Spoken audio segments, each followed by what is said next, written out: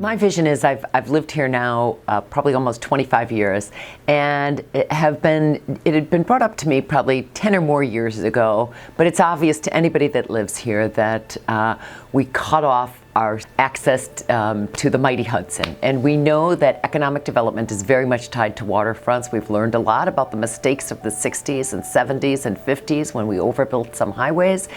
And the research has shown that 787 was one of those overbuilt highways where they built for double what the capacity ended up being. I wrote an opinion piece published in the Times-Union, I think now almost 3 years ago. And it was one where people actually stopped me in the street to say, wow, I agree, we need to really reimagine Albany and its access to its waterfront and how to begin to go back to what we had before, and that is direct access to the waterfront. And that is by ultimately redesigning, taking down parts of 787, converting parts. Now, as fast forward to this past year, there are whole movements across the country. There's now $10 billion being proposed by the feds for highways to boulevards. And now we also know many of these are racial justice issues, right? Where communities, entire communities were divided or completely cut off from their waterfront access. So there's been a real growing recognition that it wasn't just redoing mistakes of the past or restoring some economic issues.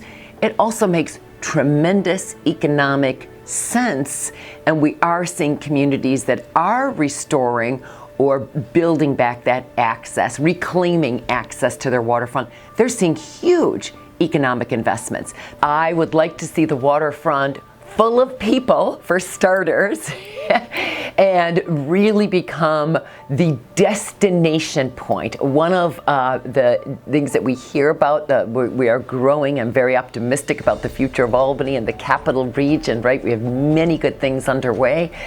But what we need to do is make sure that we are capitalizing, no pun intended, capitalizing on some of our best assets. And that is having people in much larger numbers down at the waterfront. We see it to some degree. We see some programs down there. The mayor of Albany, to her credit, has promoted a skyway. It's bringing people, but it's also bringing entrepreneurs, small business people. I'm encouraged because you're seeing a dramatic change at the federal level.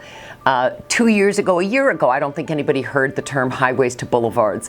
And it is our senator, Chuck Schumer, who is sponsoring that legislation. So we're seeing it. One of my colleagues is also looking at the same type of changes in the Bronx to better connect the Bronx community and go over their highway, reconnecting communities.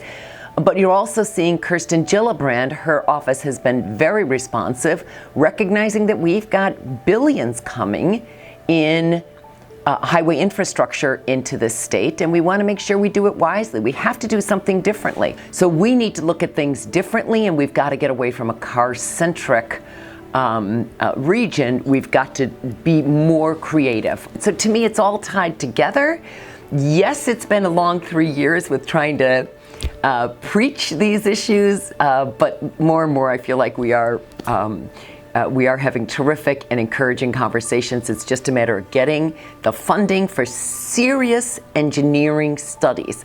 This has been talked about for many years, long before I got on, long before I wrote my op-ed or opinion piece 3 years ago. These issues have been talked about.